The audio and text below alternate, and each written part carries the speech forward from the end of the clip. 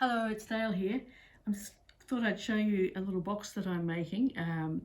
You may remember that I made some silk paper a while ago if you've been watching my other videos. So I thought I'd use some of it.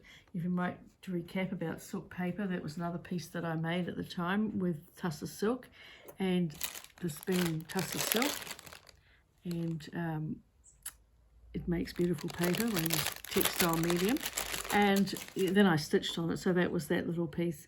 You made this, looking back at what I've got here, that piece that I just showed you, I've do various things on it. So I've used paints and stamps and stencils and stitch and things like that.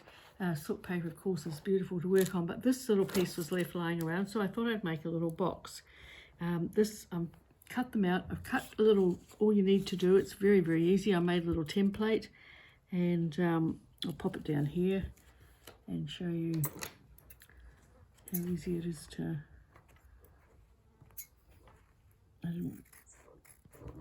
stitch up. Cutting out two pieces, one for each side, and I've made lots of little boxes at different times and different sizes, and this is quite a small one. Now, I could be quite specific and say that you should be careful size-wise, but it doesn't really matter to me. It just depends on how precise you are. So I'm cutting around this shape here, and then I've cut a whole lot of pieces of a wadding that I've got. You'll have something, whatever you've got, something that's soft. Pop it on. This needs to be a little bit smaller, and cut it a bit smaller to fit. And there, then like so. Put the other piece on the top, whichever way you like.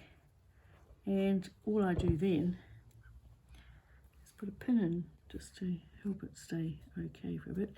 And I'm using a very thick thread. This is a 4-strand silk.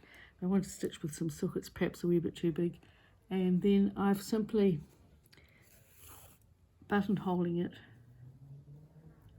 around the edge, and I won't do any more to show you. This is the lid, so we'll just fit it all up.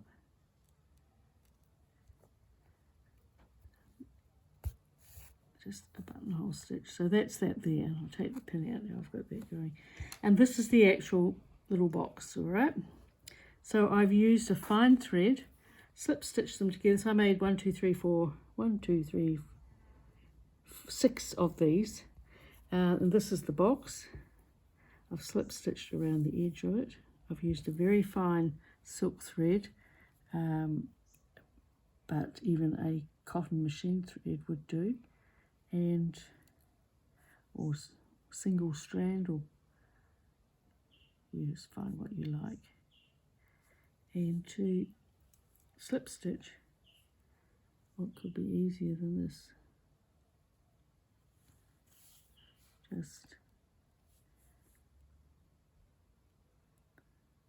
I'm not going to do very much, but show you how, just picking up the buttonhole part.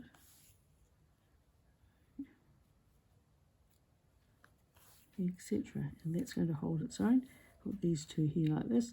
When this one's done, just join that up the top for the lid, and you could put a little button or some way of attaching it. And for your base, you could have stitched on it or anything like that. It's only just a little box. You could make a bigger box, all sorts of different sizes, but make a very nice little present to put something special inside, whatever it is that you want to give someone that you've made. So that's my little box. And I thought I'd just show you another box that I've made. I've made a lot of boxes over the years. This is a different box. It's quite a lot bigger. And this time I used Panne velvet, the stretchy velvet, which is quite strong. I've just put, I think there's 3 layers there. I haven't used anything else. I've painted it, I've machine stitched it all round, and I've used expander print or dimensional paint all over the top. And this is from our little trip to Tuscany, and these are some very, very old images onto copper shim. It's you probably can't hardly see them now, but that is one of the places where we stayed. That's the window. There's another little window there. And then I made a scroll to go inside, which was just of our holiday in Tuscany. And these are actually just images printed out. Now this is a long time ago, but they're still hanging on and holding their way.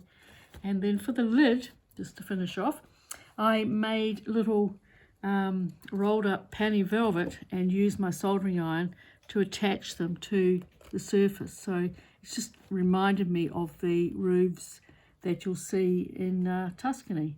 So it's just another idea. So I hope those little ideas have been a little bit useful. See you again another time. Bye.